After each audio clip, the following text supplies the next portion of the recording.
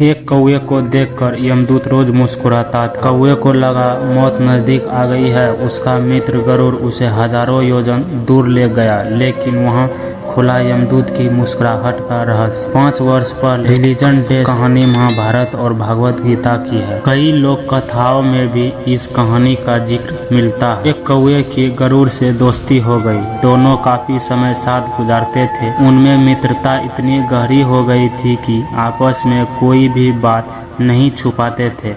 एक दिन दोनों एक नदी किनारे पेड़ पर बैठे बात कर रहे थे। तभी एक यमदूत उधर से गुजरा। वो कौवे को देखकर मुस्कुराया। गरुड़ और कौवे ने उस यमदूत को अनदेखा किया और अपनी बातों में लग गए।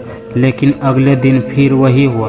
दोनों बातें कर रहे थे, तभी वो यमदूत फिर उधर से गुजरा। वो फिर कौवे को देखकर मुस्कुराया। इस बार कौवे को कुछ शंका हुई। उसने गरुड़ से कहा कि ये यमदूत मुझे देखकर कल भी मुस्कुराया था और आज भी वैसे ही मुस्कुराया।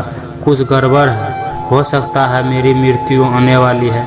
गरुड़ ने उसे समझाया कि ऐसा कुछ नहीं है, ये एक संयोग भी हो सकता है, तुम चिंता मत करो। 2-3 दिन और ऐसे ही निकले। रोज यमदूत कौवे को देखकर मुस्कुराता था। अब तो कौवे को यकीन हो गया कि निश्चित ही मेरी मौत नजदीक है। उसने गरुड़ से कहा कि मित्र, मैं मरना नहीं चाहता, लेकिन ये यमदूत जरूर 1-2 दिन में मेरे प्राण निकाल कर ले जाएगा। ये रोज ही मुझे देखकर मुस्कुराता है। गरुड़ को भी लगा कि हो सकता है कौवे का शक सही हो। उसने कौवे को धैर्य बंधाया। गरुड़ ने कौवे से कहा, तुम चिंता मत करो मित्र, मैं तुम्हें यहाँ से इतनी दूर ले जाऊंगा कि ये यमदूत तुम्हें दिखाई ही ना दे। गरुड़ ने कौवे को अपनी पीठ पर बैठाया और उस जंगल से हजारों किलोमीटर दूर कैलाश पर्वत पर ले गया। दोनों को अब ये डर नहीं रहा कि कहीं कोई उन्हें परेशान कर सकता है। लेकिन वे जैसे ही कैलाश पर्वत पर पहुंचकर एक गुफा तक पहुंचे, वहां वो यमदूत पहले से ही मौजूद था।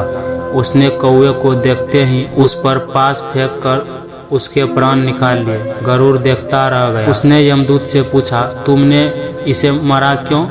यमदूत ने कहा कि इसकी मौत इसी समय लिखी थी, इसलिए इसके प्राण निकाल लिए। गरुड़ ने फिर पूछा कि तो फिर तुम इसे देखकर उस जंगल में मुस्कुराते क्यों थे?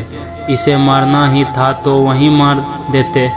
यमदूत ने जवाब दिया, इसकी मौत कैलाश पर्वत पर ही लिखी थी, लेकिन 4-5 दिन पहले इसे उस जंगल में देखकर मुझे ये आश्चर्य हो रहा था कि ये इतने कम समय में वहाँ पहुँचेगा कैसे, क्योंकि उसके पंख भी छोटे हैं और ये लंबी उड़ान भी नहीं भर सकता, तो हजारों योजन दूर कैलाश तक ये पहुँचेगा कैसे। यही सोचकर मैं रोज मुस्कुराकर गुजर जाया करता था, लेकिन भाग्य देखो, तुम उसके परम मित्र ही से यहाँ तक कम समय में ले आए।